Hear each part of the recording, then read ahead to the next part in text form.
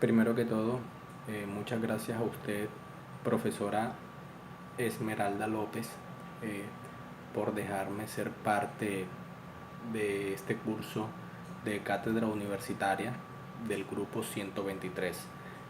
Mi nombre es Edgar Joaquín Medina Carmona, estudiante de octavo semestre del programa Danza de la Universidad del Atlántico. Eh, el día de hoy le estaré leyendo el resumen que saqué del capítulo El origen y evolución de las universidades, escrito por José Gardel Coley. Este escrito lo realicé eh, por subtítulos, así como usted hizo el requerimiento. Entonces, a continuación procedo a leer el artículo. El origen y evolución de las universidades. Desde la antigüedad se ve la lucha de las clases sociopolíticas por el poder, entre ellos la lucha de la iglesia con los señores feudales. Pero para poder llegar al poder surge la necesidad de prepararse, y es ahí cuando surgen las universidades. Con ella aparecen la escuela de leyes más prestigiosa de la época, la de Bolonia, considerada como pionera y maestra en los estudios de derecho en la Edad Media y semillero de juristas canónicos. A partir de esta universidad comenzaron a aparecer instituciones similares en toda Europa. El Papa Gregorio VII. Este papa marcó un hecho muy importante en la historia, ya que él promulgó la reforma gregoriana. Esto consistía en proclamar la diéstasis, o sea, la separación del poder de la iglesia y el poder del Estado. El papa quería una iglesia más pura y libre, sin compromisos materiales, para así alcanzar verdaderamente lo espiritual y cumplir con la misión real de la religión cristiana. La diéstasis marcó el proceso de la creación de las universidades, aunque éstas solo surgirían un siglo después de este hecho. Muchos factores influyeron para que surgieran, tales como el surgimiento y fortalecimiento de la burguesía, el fortalecimiento de las ciudades, el influjo de las ciencias, pero sobre todo la iniciativa de las escuelas por lograr una actitud real y objetiva del mundo, la razón y la fe. Las universitas primigenias. Las primeras universidades se dan por la lucha de las investiduras que en ese momento tenían el poder y por quienes querían tenerlo. Las primeras universidades fueron fundadas por los laicos. Entre estas se destacan las universidades de Ravenna, Bolonia y París.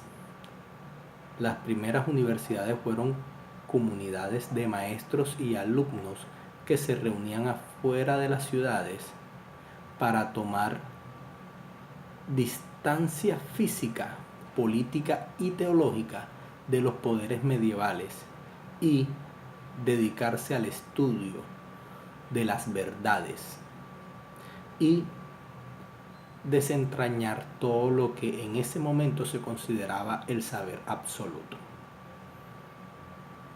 Su origen desarrolló y estuvo ligado a la agria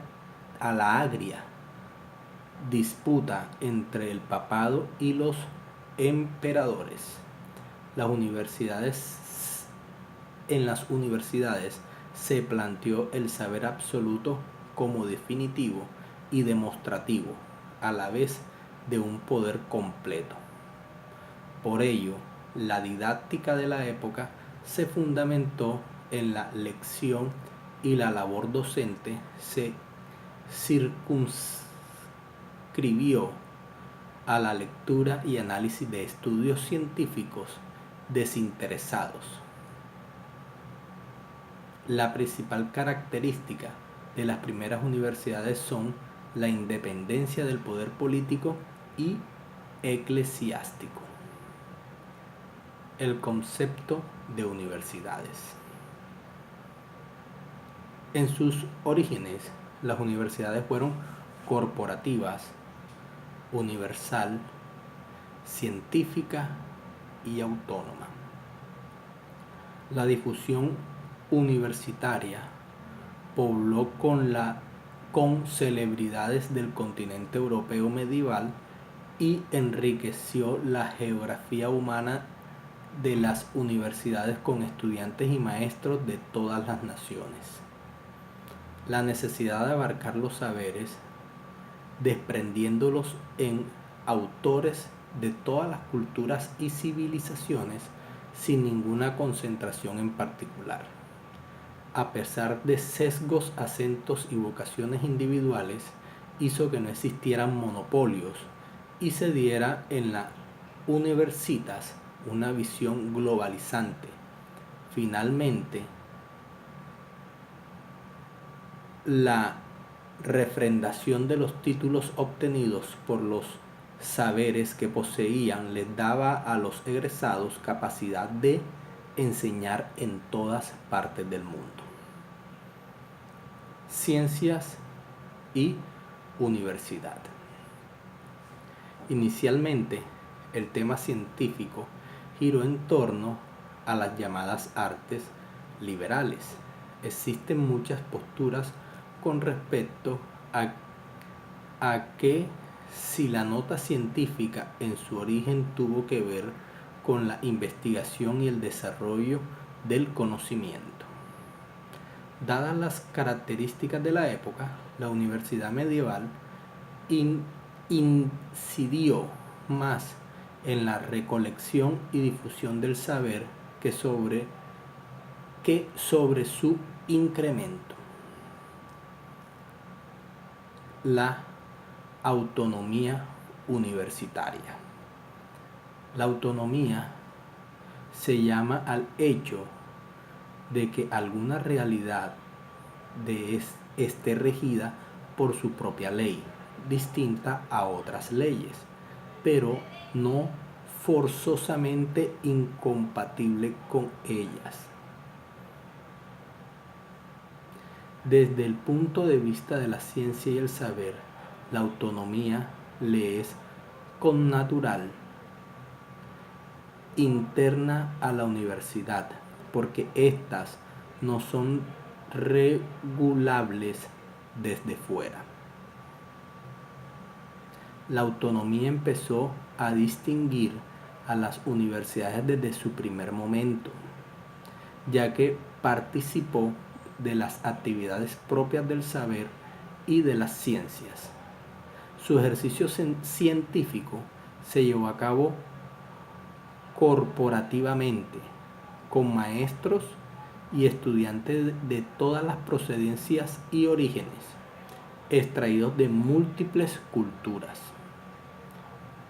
Fue un ejercicio libre, responsable y consecuente con la universidad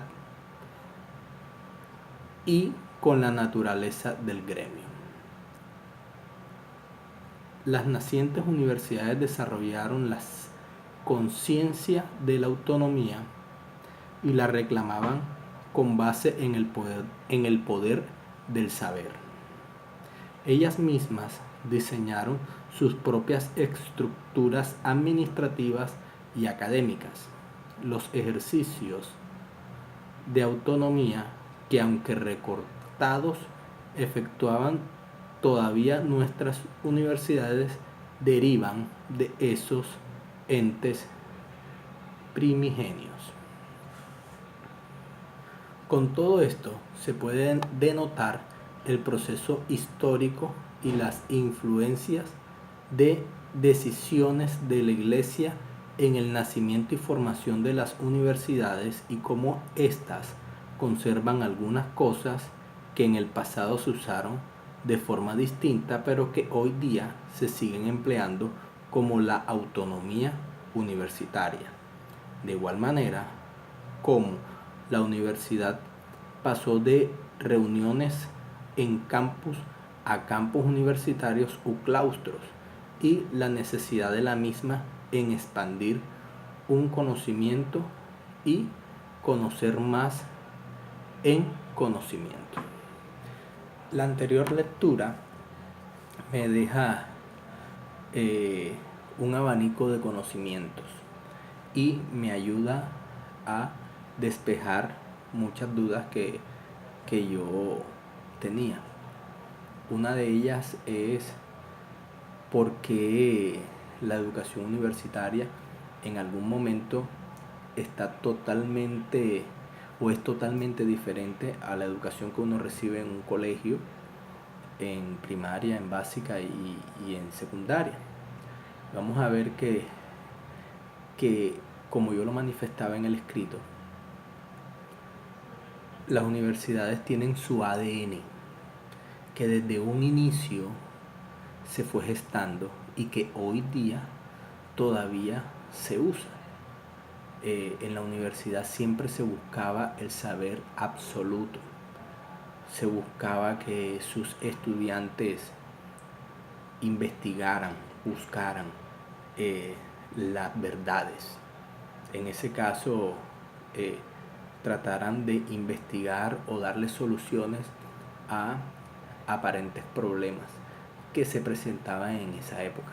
Hoy día, si bien es cierto que el mundo ha evolucionado, hoy día todavía esa estructura se mantiene vigente en la universidad. Vemos que en los trabajos de grado y la tesis, ese es el objetivo principal, que con esa investigación del trabajo de grado o con esa tesis nosotros tratemos de darle solución a una problemática que esté, que esté aquejando a la sociedad o que le pueda servir a la sociedad o a un grupo de personas. Entonces, ¿qué puedo decir? Siempre el ser humano busca desarrollar los conocimientos y siempre quiere expandir sus saberes. ¿Por qué? Porque no hay nada más importante y poderoso que el conocimiento. Muchas gracias.